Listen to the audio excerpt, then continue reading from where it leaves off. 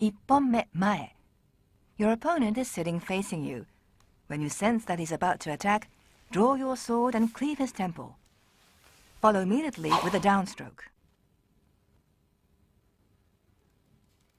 While rising, bring the sword up and then swing it down in the kesa style to perform chiburi.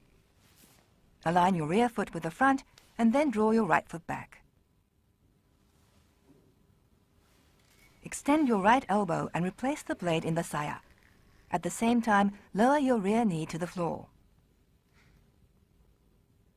Rise and simultaneously align the rear foot with the front and assume taito shise. And now the main points of Ipponme.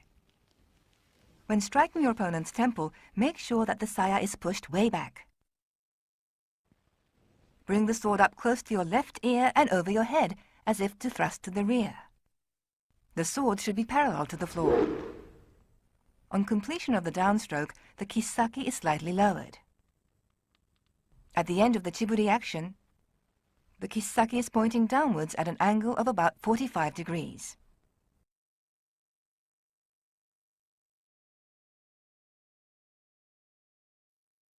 Ipponme mae. When striking at the adversary's temple, the kisaki is too low.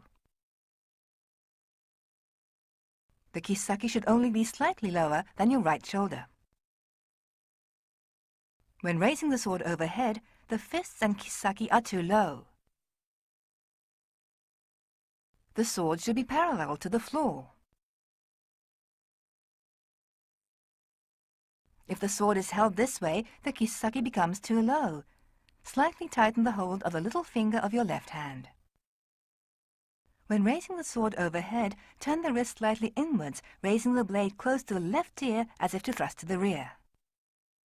On completion of the downstroke, your left fist should be level with your navel, the kisaki slightly lowered. On completion of chiburi, the kisaki is too high. The right fist should be level with the left, with the kisaki pointing downwards at an angle of about 45 degrees.